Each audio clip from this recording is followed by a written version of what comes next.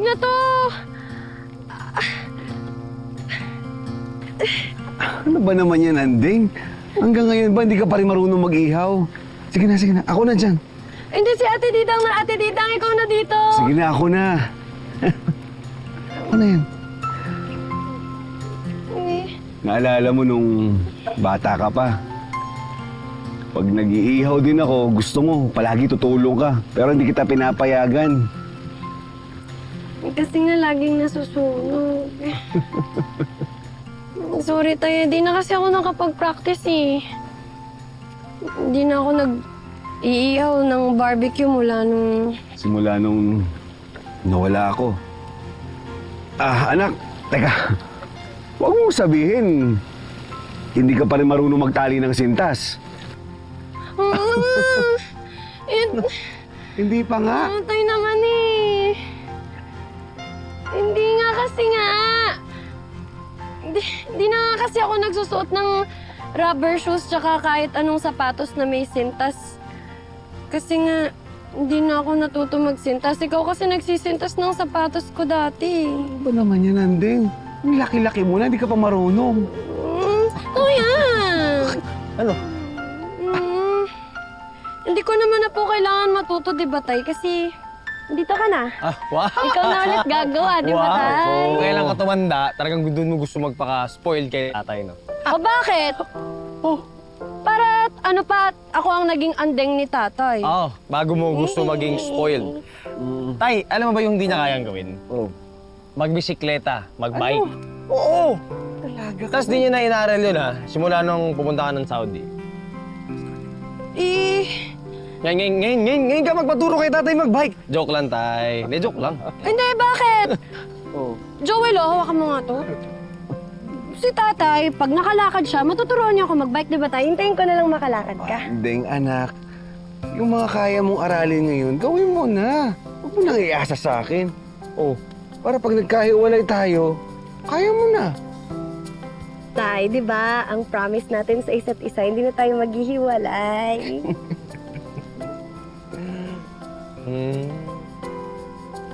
Pakap din ako. Doon ka nga. May picture eh. Akap din ako. Picture. Ano sa'yo, anak?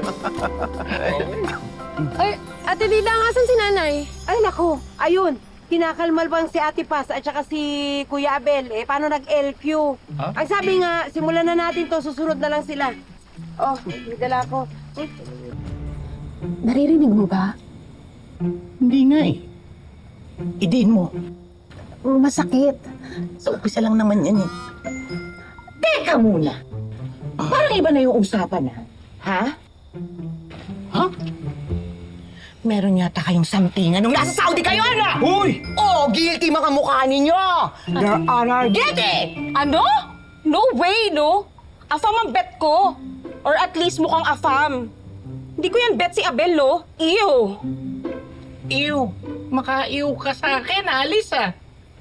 Alam mo, Abel, no offense man walang personalan, pero may taste naman ako. So, ibig mong sabihin wala akong taste? Meron naman.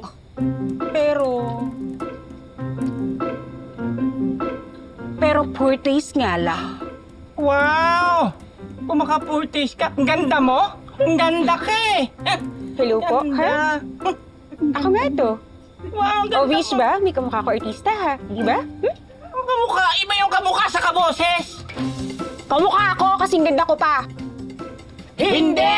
Hindi naman talaga. Talaga ba? Tingnan mo. Kamukha ako! Ay, naku, paano magkamukha? Pagkatapos ng batok mo, maagad, wala ka naman dito! Ang ingay nyo, galaw ng ingay. Hindi naman natin naririnig yung nangyayari sa loob! Kasi... Pasikip. Ito nga. Sige, Felma. Dahil desperada ka, pagbibigyan kita. Ipapahiram ko sa iyo ang gabing ito. Pero pagkatapos, hindi niyo na pwedeng lapitan si Manuel. Lalong-lalo ka na.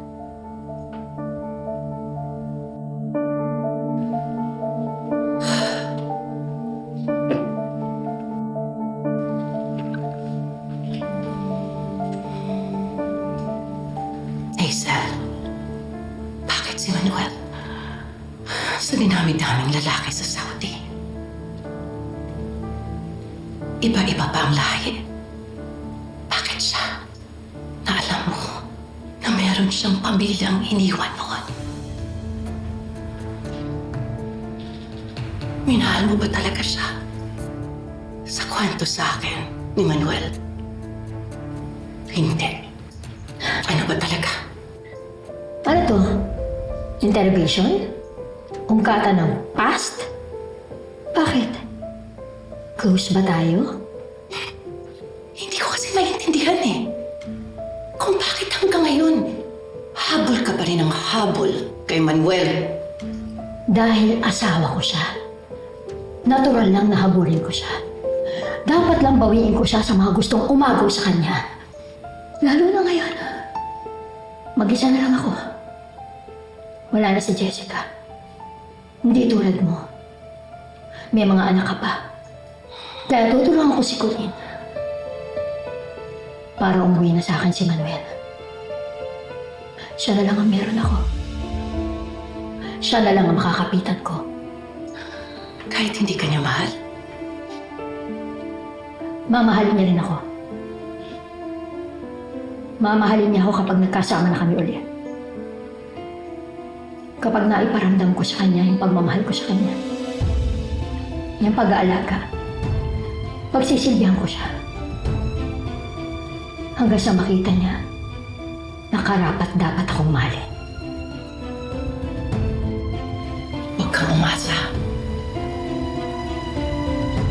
Ako ang mahal niya. Ako lang.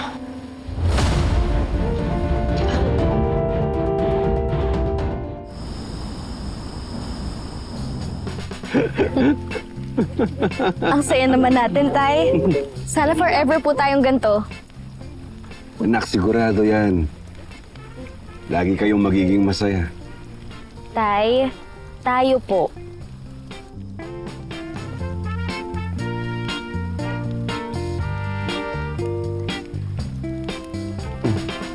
Bakit, anak?